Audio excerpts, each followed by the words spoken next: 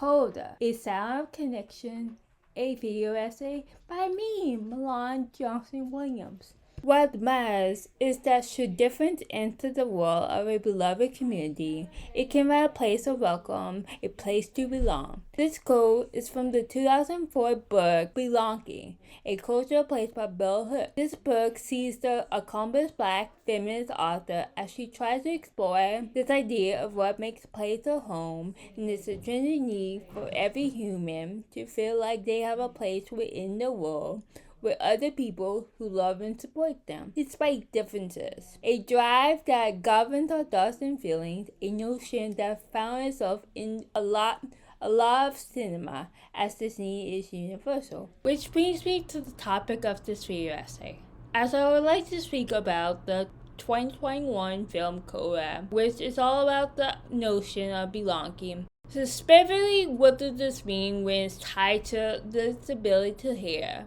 CODA is a film about an able family, and the cinematic elements of sound greatly serves to illustrate the innate desire to belong and the complexity of living in the mix of two vastly different worlds, the hearing world and the deaf world. At its very core, Sean Hayes' CODA is the coming-to-age story. CODA, an acronym for Children of Deaf Adults. This film follows its protagonist, Ruby Rossi, as she's very much at the crossroads in her life. Ruby is the only hearing person in her family, including herself, her parents, and her brother, and she has spent the majority of her life in this role of a self-appointed translator for her family. However, when the opportunity to follow her secret passion of singing arises, she must decide whether her love for singing as an individual is worth jeopardizing the stability of her family. And therefore, one can infer how important the element of sound is with the level of authenticity to tell a narrative of this nature.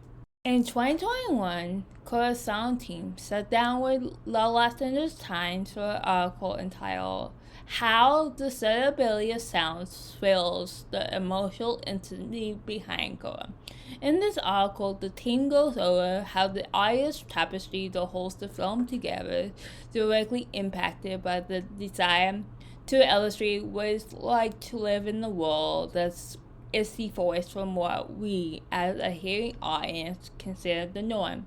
From the way the artist recorded on steps to be able to capture sound that cannot be replicated like cameras, to the way the Foley artist actually mentioned to these original sounds in post-production, all the way to the decision about integrating moments of silence. This rare soundscape is really about the ability to perceive the nuances of lived experience, whether the artist is following Ruby or her family. And this is exemplified in the scene in which we get a chance to see the whole Rossi family gather around the table.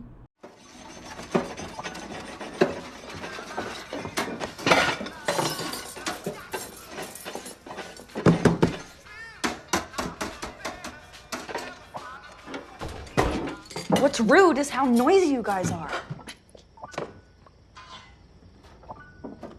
In terms of sound, there's both a lot and nothing going on within the context of the scene. The diegetic noises, Ruby's stag grilling, the Tinder notification, and the clacking of plates on the hardwood table are nothing new. But by the deliberate choices of letting diegetic noise or sound effects to carry the scene, it brings a whole new life and meaning to the scene. And Ethnicity in Relation by Ella Shoha.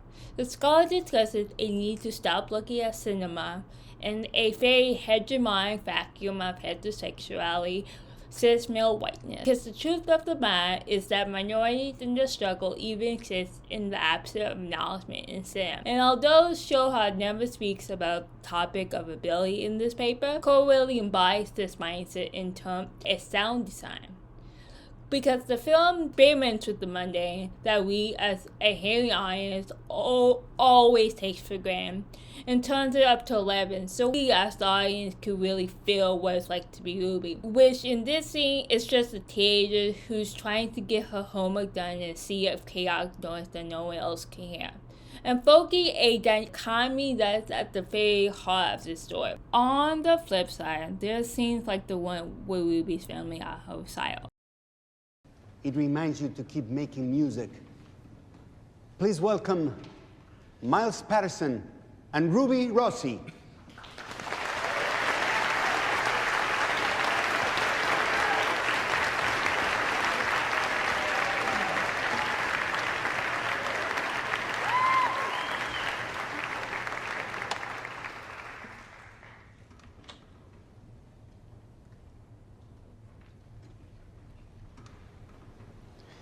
You're all I need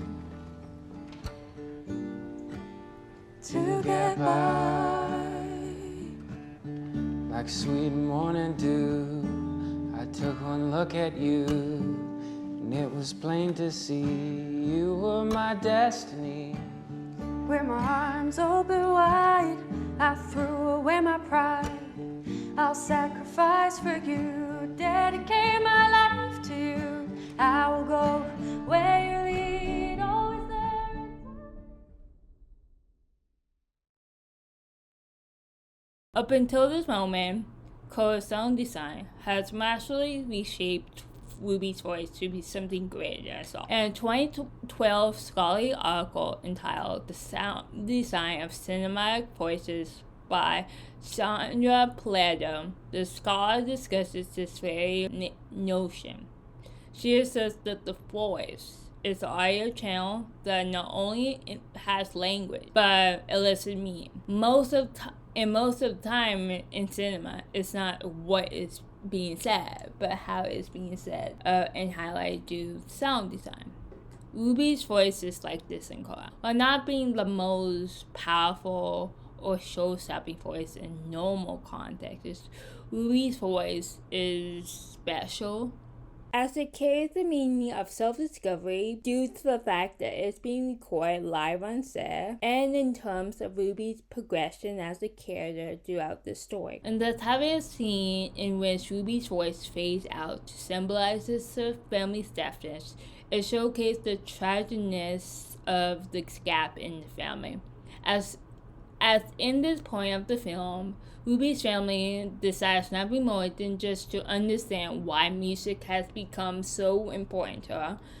However, all the context clues in the world can make a deaf person hearing, which ultimately culminates in the last major scene I want to highlight in this video essay, in which Ruby is singing for her dad.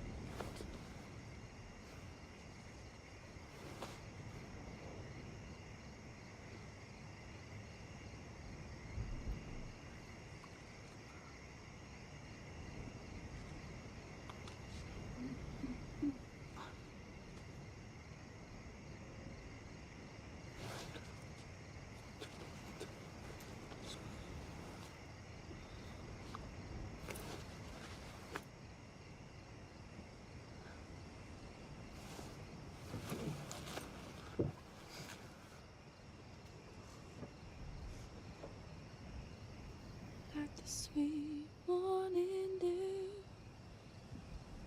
I took one look at you, and it was plain to see you were my destiny. With my arms open wide, I threw away my pride. I'll sacrifice for you, dedicate my life to you. I will go where you lead, always there in time. scene seamlessly blend my two previous points together to really showcase how the sound design CODA is truly effective at conveying the desire for connection. They're immersing the audience enough to empathize with its characters. In this scene, we do hear hydrated noises, the front door makes sense, that truly ground us into the movie's reality. But as compared to the dinner scene previously, these noises are far low in the audio mix. As a result, there's a sense of an emotional intimacy as Ruby and Frank is clearly doesn't know what to say or what to do in the aftermath of the school recital. And there's nowhere to hide in the mix. In turn, when Ruby finally begins to sing, as her dad clears her neck, her voice is pierced through the quietness of everything. And sound-wise, it's as if this is the first time her dad is truly hearing her. And thus this scene is truly loved by me of connection, because we finally get to see these two characters having this emotional, intimate moment in which they truly understand each other, regardless of what they can hear. It's just a sweet moment between father and daughter. In conclusion, CODA is a remarkable film in terms of the sound design.